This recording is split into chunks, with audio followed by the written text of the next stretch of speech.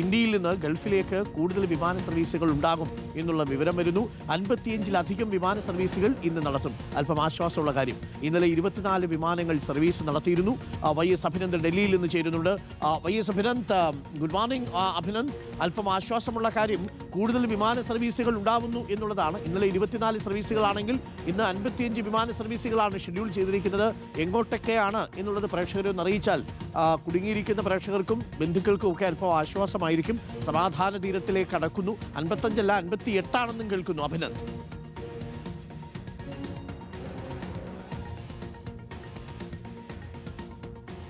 Arunkumar, good morning. 58 വിമാന സർവീസുകളാണ് ഇന്ന് ദില്ലിയിൽ നിന്നും ഒപ്പം തന്നെ മറ്റ് സ്ഥലങ്ങളിൽ നിന്നേക്കും പുറപ്പെടുക. അതിനകത്ത് ദുബായ്, കുവൈത്ത്, ഒമാൻ, ഖത്തർ എന്നിവിടങ്ങളിലേക്കുള്ള വിമാനങ്ങളാണ് ഇന്ന് വീണ്ടും സർവീസുകൾ നടത്താനുള്ള തീരുമാനത്തിലേക്ക് എത്തുന്നത്. സ്പൈസ് ജെറ്റ് ഇന്നലെ 8 വിമാനങ്ങൾ ഫുജേറയിൽ നിന്ന് ഇങ്ങോട്ടേക്ക്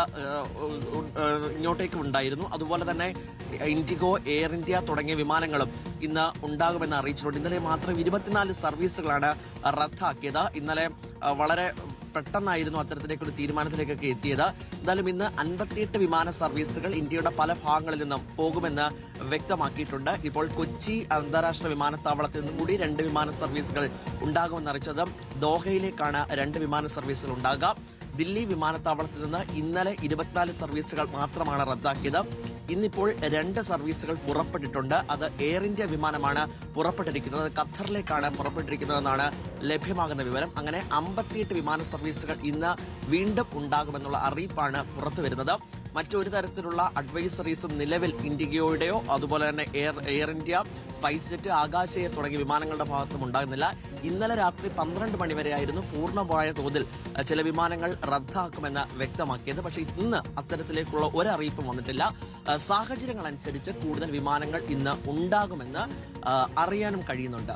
ഇപ്പോ ഗൾഫിൽ നിന്നൊരു പ്രേക്ഷക പറയുന്നു, നമ്മുടെ റെയ്ജാസ് പറയുന്നുണ്ട്, ഇവിടെ നിന്ന് നാട്ടിലേക്ക് എത്തുന്ന ആൾക്കാരെ മാധ്യമങ്ങളെ കാണുമ്പോൾ എന്തൊരു തള്ളാണ് തള്ളുന്നതപ്പാ എന്ന് ചോദിക്കുന്നുണ്ട്.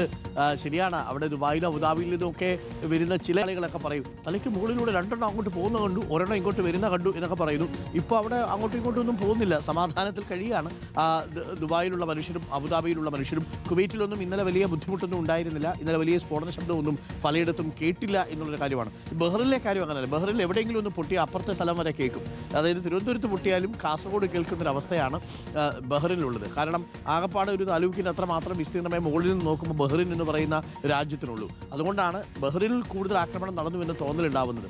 പക്ഷേ ശരിയാണ്, സൈനാ താവളങ്ങളിലൊക്കെ വളരെ ശക്തമായ ആക്രമണം നടത്തുന്നുണ്ട് ഇറാൻ. അബുദാബിയിലും ദുബായിലും ഇന്നലെ രാത്രി വളരെ സമാധാനമായിരുന്നു.